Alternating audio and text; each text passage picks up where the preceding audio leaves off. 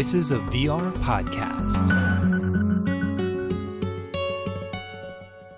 My name is Kent Bai, and welcome to the Voices of VR podcast. On today's episode, we're going to be taking a deep dive into digital light fields, which I think is really going to be the foundational components of the future of VR in so many different ways. Digital light fields represent a technology that is able to replicate some photorealistic looking scene. The only issue is that these files are huge, and it actually takes a lot of either processing power or really innovative algorithms to be able to render out these scenes. And so it's really hard to do in real time. So we'll be talking to Jules Urbach, the co-founder and CEO of Otoy, which has essentially cracked the code for how to process and deal with these digital light fields in order to stream them into mobile technologies.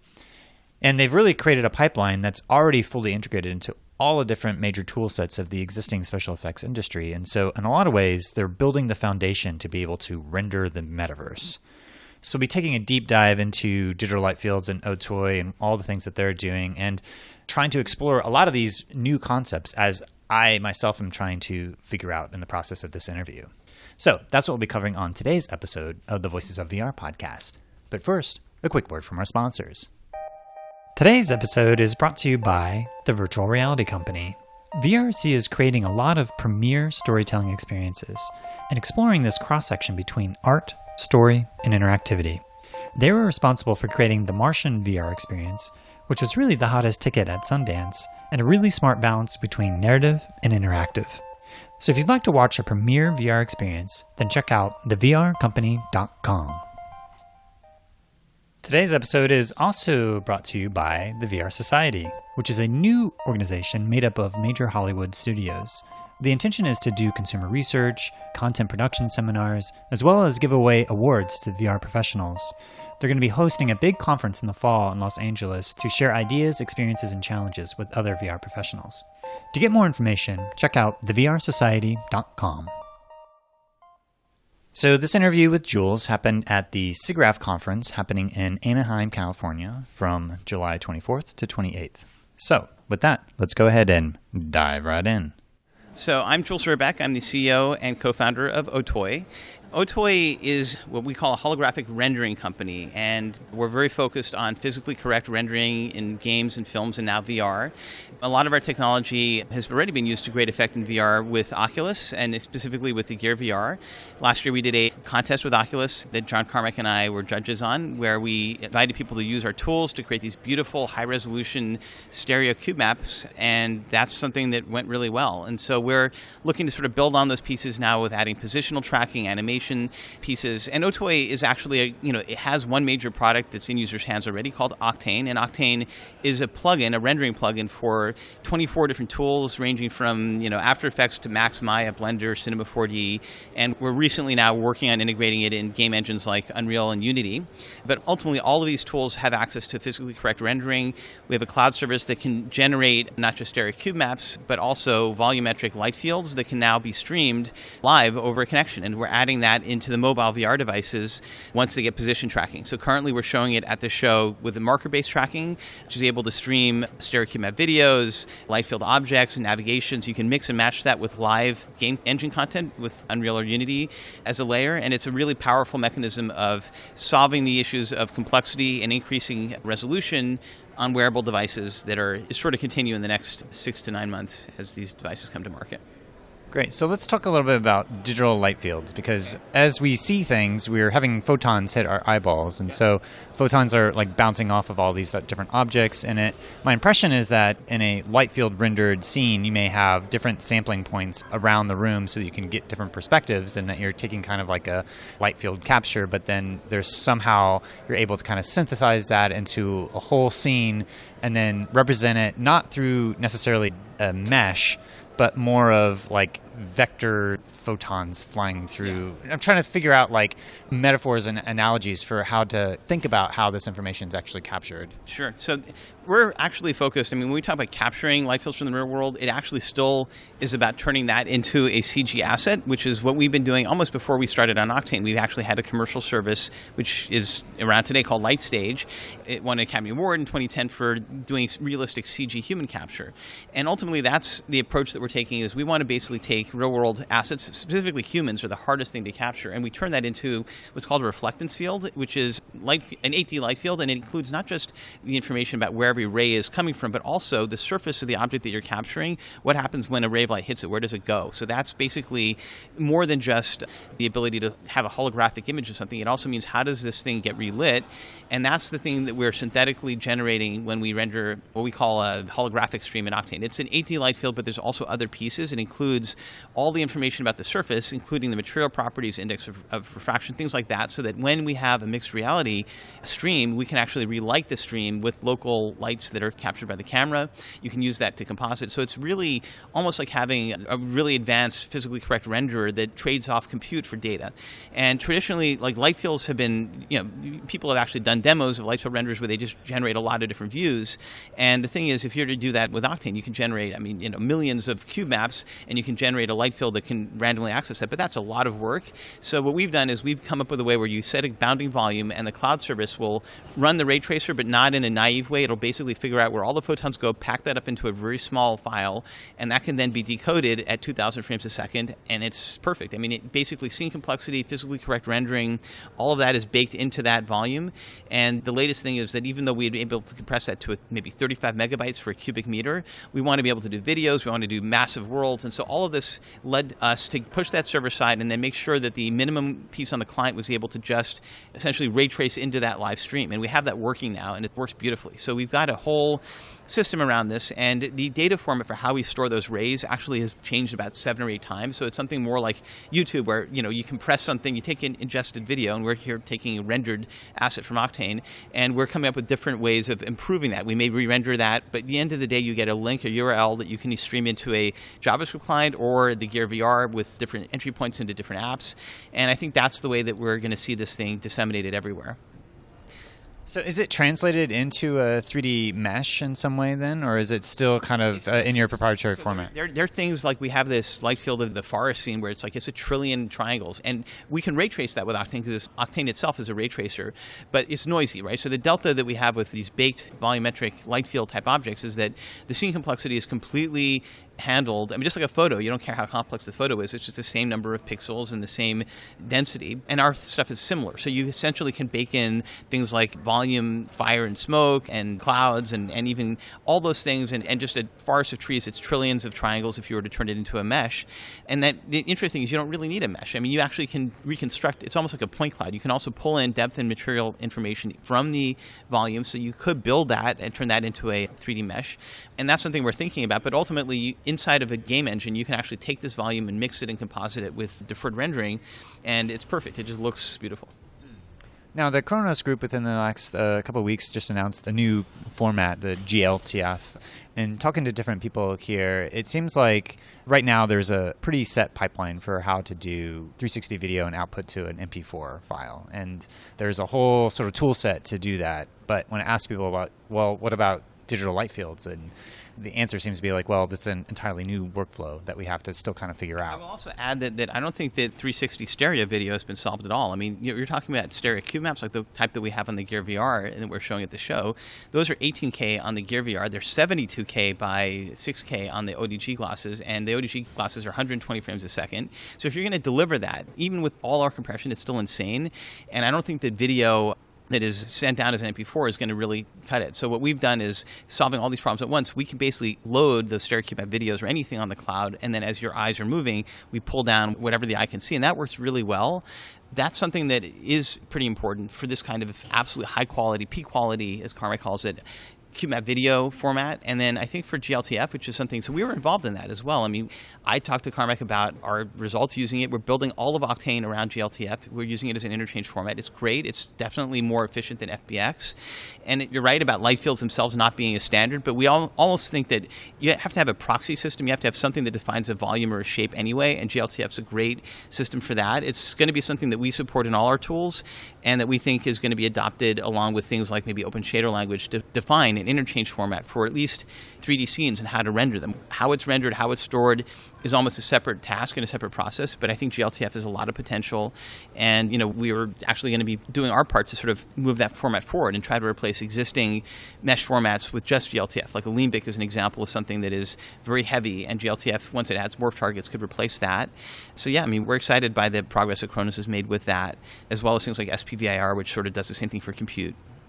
And so do you imagine that would be kind of like just that we put a MP4 file out to see a 360 video, we'll be able to create a GLTF format that could be like a fully navigable room scale experience with digital light fields that are volumetric? Yeah, so without even the light field part, if you need, like for example, on Steam, you have these environments. I think Virtual Desktop can load in our cube maps. It can also load in a mesh, like an OBJ. And the thing is, there's a million different mesh formats, and basically GLTF is the one format that I think can cover every feature we need. It's open and it's very efficient. So anytime you need a mesh or a 3D triangle mesh, GLTF is going to support that. And it is, ultimately, I see that as being, it's so small it can be transmitted. So if you need to have a polygonal object, you can do that. For other things like light fields and even volumetrics, right? Volumetrics, we use OpenVDB, which is another open format that stores things like fire and smoke. GLTF doesn't do that. And then separately from that, light fields are a whole other. Stanford came up with ways of capturing light fields and doing this stuff, but it's more about is there one format for stereo? No, you just pick two camera views, and a light field itself is just a bunch of different views. But the way that we store and render them is almost a black box, and it should be that way. Like ultimately, when we take scene data from GLTF and turn that into a light field stream or object, it's really about the rendering process behind that. And I think that there's certainly some existing stuff in the MP4 spec that does like multi-view, which you can kind of use that for light field video. But the sophistication that you need to have to be able to do really good volumetric streaming with all the pieces we want. It's a custom setup, but it's something we want to build on top of open standards. Like for example, everything we're doing for the light field viewer and streamer runs on OpenGL ES 3.2 on the Gear VR. So there's nothing we need. We can almost send out a pixel shader, even potentially in WebGL, and decode everything on an open platform like the web. That's our goal, is that we get the playback and all these things to kind of sit on top of open formats.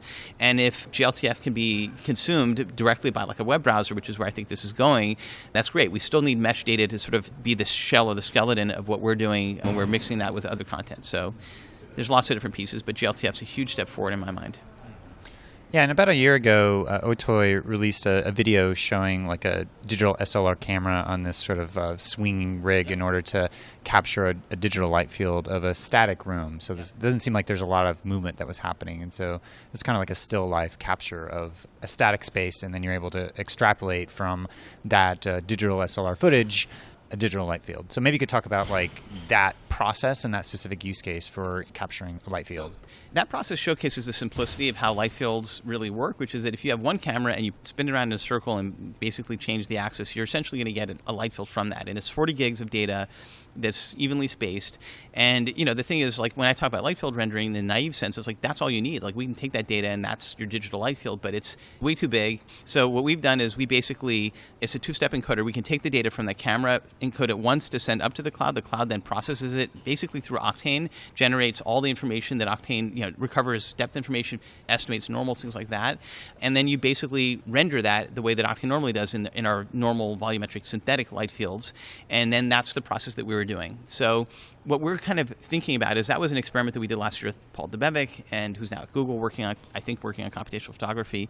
But our piece is we want to come up with an even simpler and cheaper system that can do two things. One, super high quality environment capture in a second. Like that took an hour to capture that thing on the tripod, so we have that in one form factor. The other one is, and this is an extension of Lightstage, we built, and we showed this a couple of months ago, a very inexpensive Lightstage portable camera rig that can capture humans in motion talking. It can also capture people. So it's basically, I don't think you want to capture light fields as you could, I suppose, like Lytra is doing, where it's like everything's in 360, but it makes so much more sense to get super high quality environment capture and then do a foveated light field video stream, especially for faces and people, that includes all of the Lightstage technology, which means more than just the light field, includes the material properties for how does this face get relit.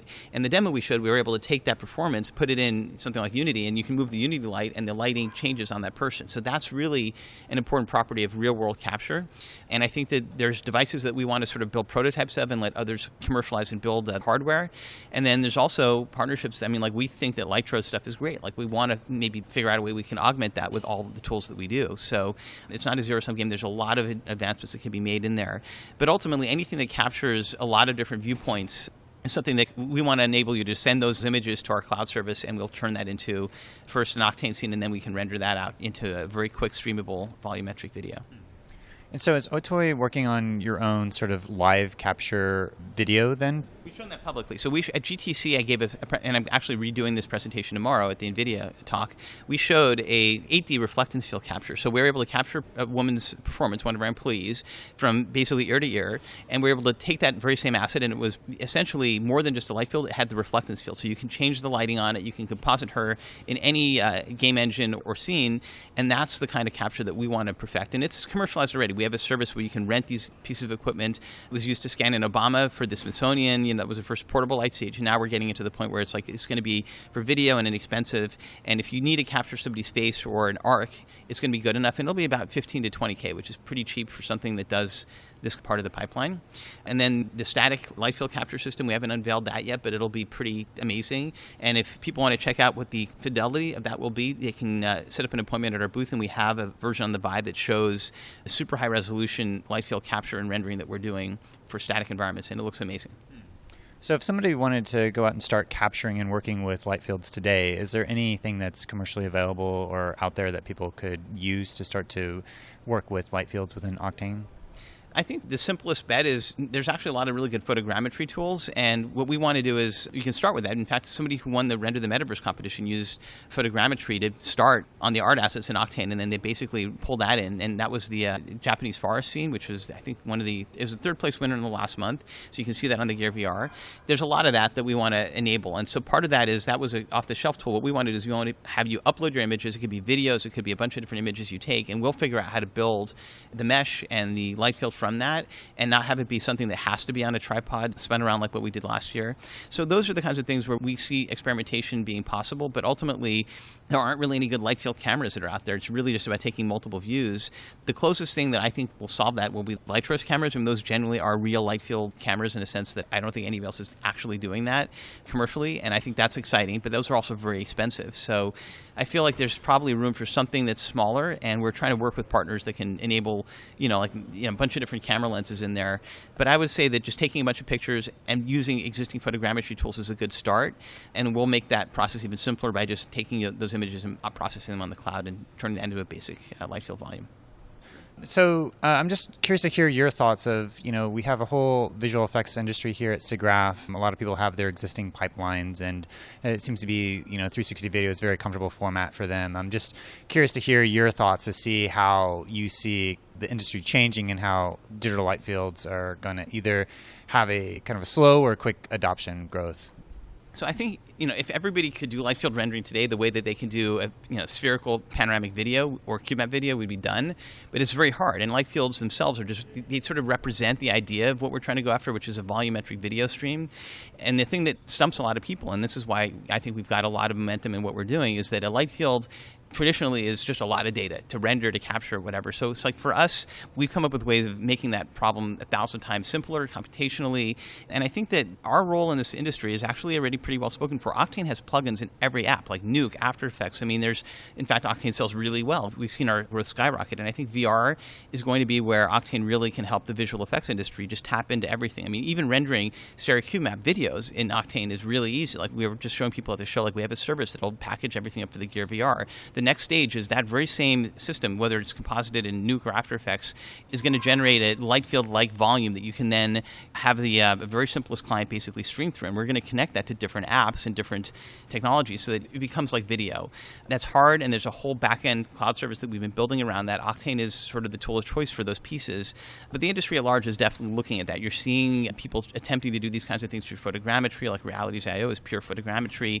The Nose-On guys are doing I think depth peeling or similar things to give you these parallax effects. But I mean, ultimately what we're trying to do is give you the absolute same quality that Octane does when it's rendering live with noise, but give you that in a cache format that is completely navigable and can still be composited with live dynamic content. And that's hard. And if somebody else does that, well, then we don't need to. But it's like there's such a void that Otoy is filling that we feel like that's something that we can really help with and get a lot of people on track. Awesome. And finally, what do you see as kind of the ultimate potential of virtual reality and what it might be able to enable? So I have a lot of thoughts on this, and this is a whole thing for me. But I do think the metaverse, as people describe it, is where it's going, and the option, not necessarily people being forced, but the option of basically swapping your real life for something where everything feels and exists in at least the same quality and realism is going to happen at some point. I mean, whether it's going to be in 5 years or 50, it's hard to say. But the second that does happen, and I think we're actually doing our part. Like, I know that we can render the holodeck. We just need more computing power. The second we prove that and we have all 5 senses hooked into that, then it probably, as Elon Musk was saying, it probably means this reality is already a simulation. We don't know who created it necessarily, but it's the fulfillment of probably the meaning of existence that we get to the bottom of whether or not we can simulate a reality that looks exactly like this one and then start riffing on it and doing better implementations. Like, oh, I want to have the idea of the Christian paradise. Well, why not? It can be simulated. It's easier to simulate than reality, physical reality. So there are all these different layers. And I do think that from it, you can take all the trends that exist today, social and knowledge and experiences, and basically when you have your eyeballs hooked into that, and at least even when it starts looking completely real, that's already at the point where a lot of people are just going to move into that virtual space and not have to go on trips and not have to go to schools where a lecture is no different in VR than it is in real life. And that is going to definitely happen in the next decade for sure, if not sooner. Awesome. Is there anything else that's left unsaid that you'd like to say? The space is growing really fast. We're excited. If people haven't seen the ODG glasses, which are the partner that we have in mixed reality, it's amazing. I mean, Tim Sweeney put them on. He said, this is the best glasses I've ever seen. And he came by our booth today. It's amazing. People should definitely check that out if they're at SIGGRAPH the next couple of days. Awesome. Well, thank you so much. My pleasure. Thank you. So that was Jules Urbach. He's the co-founder and CEO of Otoy, which is working on a lot of really cutting-edge light field rendering technologies. So I have so many takeaways from this interview, and so many that I'm just going to try to give the highlights. I mean, this is an interview where there were so many new concepts that I found myself writing down a lot of new terms and just trying to figure out what he was actually trying to say. And so this is a very dense interview, and I'd recommend you listening to it again, and hopefully some of these things that I'm giving you here will give you a little bit more context. So the things that I'm taking away from this interview is that, first of all, light field technologies are super cutting edge. They're really the most photorealistic types of technology to be able to see different scenes that are rendered into VR. And I think part of the reason is that they're actually capturing a reflectance field, which means that they're not only just doing a video capture of something, but they're able to actually change the lighting within a scene. So you're able to do a volumetric capture and then change the lighting that looks realistic. So having that reflectance field actually gives you the capability to take something, put it into a game engine at some point, as he's working on integrations with both Unreal and Unity. And so you'll be able to do this Octane rendering within these game engines and start to play around with the lighting. And so it just gives you a lot more flexibility for creating these surrealistic and beyond normal capture, because a lot of the other existing 360 video technologies are just capturing the world and then you have to do a lot of compositing out. And so they're coming up with a lot of different new file formats to be able to display these images. So one of the other things is that there's still a black box component for what Otoy is doing. However, they're wanting to really build the technology stack on top a lot of open standards, which I think is really interesting and key, because they want to eventually be able to take a digital light field and render it in your web browser using WebGL technologies. The big part of what they're doing is the processing in order to create this data stream to be able to send it down. So it involves a lot of cloud computing, a lot of processing on the back end, and Otoy is not wanting to necessarily be bothered with creating hardware in order to actually capture some of these light fields, but they want to just focus on becoming a software company that is going to be able to ingest this huge amount of data to then process it down to this very efficient streams that they're sending these light field videos down to you that can either be served to a mobile VR or desktop VR or be rendered in real time at up to like 2,000 frames per second, which is pretty insane if you think about it. So in a lot of ways, if you want to think about what Otoy is, they are like the closest thing to Huli in HBO Silicon Valley, because they are coming up with the compression algorithms to be able to render out the metaverse. these light fields are so huge that it's not feasible to be able to actually process them in real time. In the process of going around at SIGGRAPH, there's a number of different types of technologies like NVIDIA's Iray and other approaches where people are trying to handle and deal with digital light fields. But the thing that Otoy has been able to do is that they've got these plugins for the Octane renderer to be able to render these light fields into all the existing workflow and pipeline within the visual effects industry, which I think is a key difference from anything else that I've seen. I think that Otoy is years ahead of anybody else in this field. And at this point, there's not a lot of native light field capture technologies and cameras, and it sounds like Lightro is going to be this process of doing a camera to be able to capture a scene. But the thing that Jules is saying was like, well, I don't know, because that's a whole lot of additional data to be able to capture an entire scene. And so I think one of the things that Jules was saying is that what people are going to end up doing is kind of doing this mixed and compositing approach. So for example, you may do a photogrammetry capture of an environment that really isn't changing all that much. And then when you use something like the Lightro camera, you're probably going to be just focusing on the actors and the movement within a scene. So there's no real reason to have to use a light field camera to capture everything that you're going to be seeing. So I'm not quite sure exactly how the Lightro camera is going to be able to work, whether or not they have to have like multiple perspectives to be able to capture a full volumetric image. But one of the things that Jules was saying is that they've come up with their own kind of 8D light field capture that they're able to then send into Octane. So in other words, if you just think about, I have a camera pointing directly at my face, well, I'm not seeing my side, I'm not seeing behind me. And so I'm assuming that they've come up a way with 8 different perspectives to shoot a live actor. And then they're taking all of that data and then they're synthesizing it into one rendered file so that you get this volumetric 3D version of somebody acting.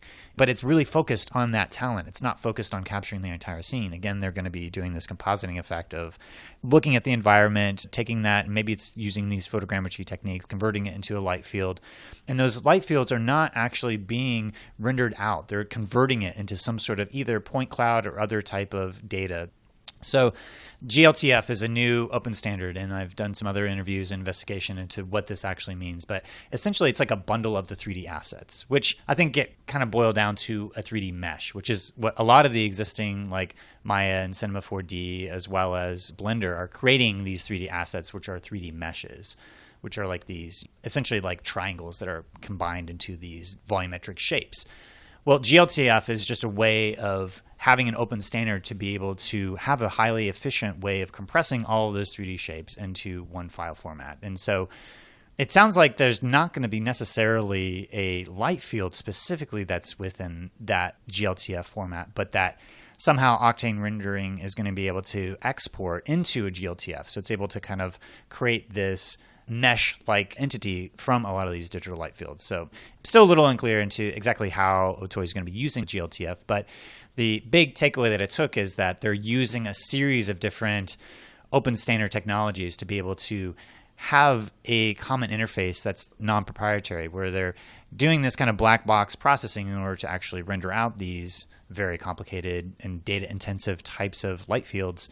And then they're able to put it into a format that's going to be accessible from everything from mobile VR to websites on up into these very high-end machines that are done for desktop and room-scale VR. So there's a lot of other specific details around this technology that are completely new to me, honestly. And so I'd have to learn and investigate them more to be able to really speak about them with any more informed insight from what I took away from Jules. But the big takeaway is that Otoy is pretty awesome, and they're on the cutting edge of a lot of these technologies, and they're really laying the groundwork to be a pretty huge player when it comes to the future of these photorealistic renderings through digital light field technologies. And it's worth really listening to a lot of these concepts that he's talking about within this interview and to try to understand how to start to work with them, because I think that if you really want to be on the cutting edge of rendering out scenes that are completely amazing looking, then Otoy's certainly cracked the nut on that one. So I encourage you to check out some of the Render the Metaverse competition entries that John Carmack was co-judging with Jules, and they're really quite amazing and stunning. And I did get a chance to check out the ODG glasses, and it was crystal clear. I mean, it was probably one of the sharpest images that I've seen in any type of virtual or augmented reality headset. And the field of view was a little small, so it was kind of like looking through a window into another reality. But in this interview and announcement from Augmented World Expo, Jules is saying that it feels like this is jumping 2 or 3 generations ahead of the competition, saying that there's about 4 times the pixel density of other wearable devices. And so if you get a chance to check out the ODG glasses, certainly check it out. It was really cool to see the light field scene rendered within that. So that's all that I have for today. I'm at Los Angeles today. I'm going to be going to the VR LA. And if you enjoy the podcast and would like to take a moment and show your appreciation, then one thing you can do is write me up a testimonial and send it to kent@voicesofvr.com. And I'm in the process of just trying to gather up a lot of different testimonials to be able to present to other potential sponsors, and also kind of building up a case for what I've been able to achieve with the Voices of VR, so that as I launch the Voices of AI, I can kind of hit the ground running with sponsors and start to really investigate the world of artificial intelligence like I've been in virtual reality. And if you'd like to send some direct financial support my way, then you can become a donor at patreon.com/voicesofvr.